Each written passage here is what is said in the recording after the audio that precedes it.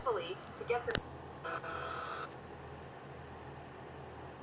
At least one shot fired. Several police cars torched today as what began as an anti-fracking demonstration has now turned violent in Rexton, New Brunswick. RCMP fired pepper spray. They fired rubber bullets to disperse the protesters, and by the afternoon, at least 40 people were arrested, including a First Nation Mi'kmaq chief. So are these protests erupting into violent clashes? What will it take to ease the tension? What's going on here? It's hard to get people right from that part of New Brunswick to talk right now. We're frankly having trouble getting through on cell phones there. Some people say they're being jammed. But joining me via Skype from the Pas Manitoba is Mi'kmaq lawyer Pam Palmater. She's the chair in Indigenous Governance at Ryerson University, and she's from this part of the province. Pam Palmater, thanks for being here. Thanks for having me.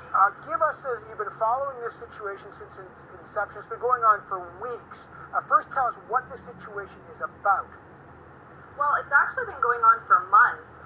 The Southwestern Energy Company made a deal with the province of New Brunswick to come in and do hydro-fracking testing over 2.5 million hectares of land in New Brunswick. No consultation with First Nations, no consent, no information, and so First Nations have been trying to portray their views on this, that this is not safe for the environment, they don't want it in or near their communities, and they've been trying everything peacefully to get the message across. Meetings, letters, phone calls, and peaceful protests for the last several months, in fact. So what happened? Why have these clashes started from your point of view? Well, I think that's the most important question. What was it about today that changed everything? Because it's been men, women, children, and elders drumming and chanting for months now. What the difference is that today, around 7:30 in the morning, 200 RCMP officers, some in riot gear, fully armed with assault rifles, came to the protest and started being provocative, swearing at First Nations, saying that this land isn't theirs, firing rubber bullets and so on and so forth. And all of these protesters were unarmed. Now, AFA National Chief Sean Avio had this to say in a statement today, and I want to read it to you. Quote, "We strongly remind the RCMP that, as in the time of treaty, their role is not to take sides in disputes, but to maintain peace.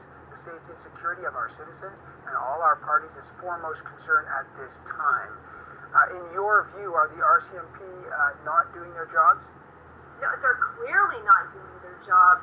It's about law enforcement, and keep in mind that the laws in New Brunswick include the constitutionally protected treaties. And our treaties, unlike other treaties, did not cede any land. All of those lands and resources still belong to the Mi'kmaq. And that's what they have been fighting to protect ever since. And if you think about it, those laws are now internationally protected in the United Nations Declaration on the Rights of Indigenous Peoples.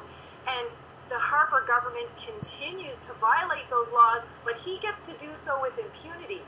Mi'kmaq people don't even get to express their concerns. Are you relating this? I mean, by the way, Premier Allwood has just met last week with Chief Aaron Sock, who was reportedly arrested today. They're working a formal working group, but just getting back to the speech on the throne of Stephen Harper, do you think there's any relationship in your mind between what's happening in New Brunswick now and what was said in the speech on the throne yesterday? Oh, it clearly is, on every level. So first of all, the timing.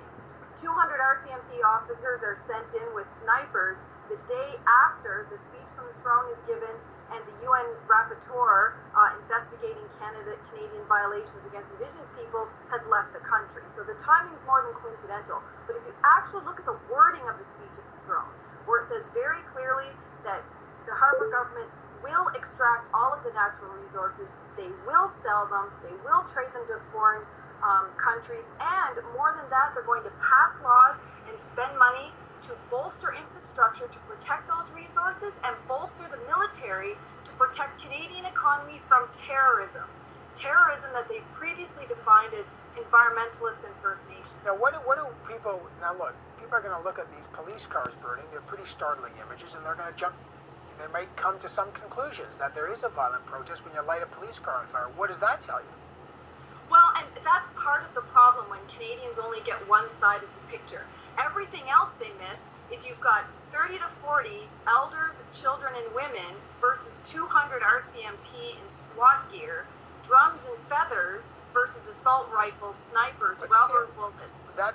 that may be true, and we're showing the pictures, and we're trying to get all sides here to be fair. But by the same token, people will also say, there's someone still lighting a police car on fire. So on both sides, is this starting to escalate? Well, first of all, the presumption is that the Mi'kmaq people that are lighting these cars on fire, and we don't have any evidence of that. Who else is lighting? Who else would be lighting the police cars on fire?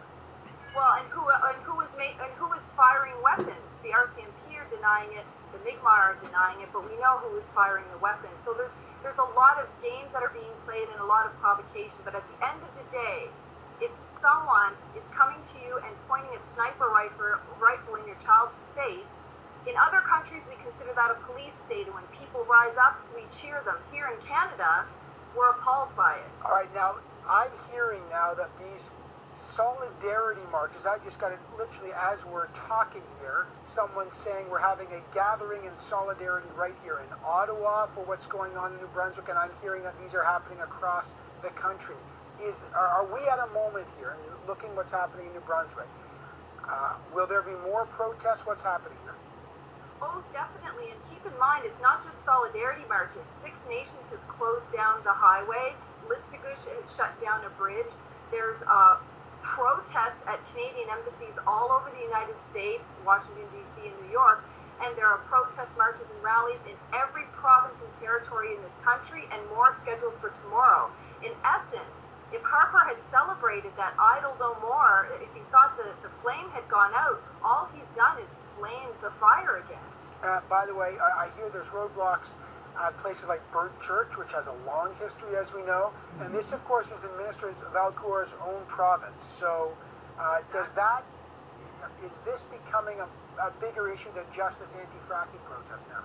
Well, yes, because if you look at all of the reports and analysis that the federal government has done on First Nations, that we're too divided, we're too weak, that idle no more is just going to fizzle out, they miscalculated. Because as soon as all of these RCMP came into Mi'kmaq territory, you have First Nations already on their way from Alberta, from Quebec, from Ontario, from BC. Money's being raised, supplies are being raised to support them. So what it's really doing is rallying First Nations. All right, we're keeping a very close eye on the situation in New Brunswick. Pam Palmater, who is also keeping an eye from her perspective on this, and we're trying to get a reporter on the scene. We're trying to get some word from the police to get their version of events. There's lots of versions going on here. I appreciate your time as always, Pam Palmater. Thank you.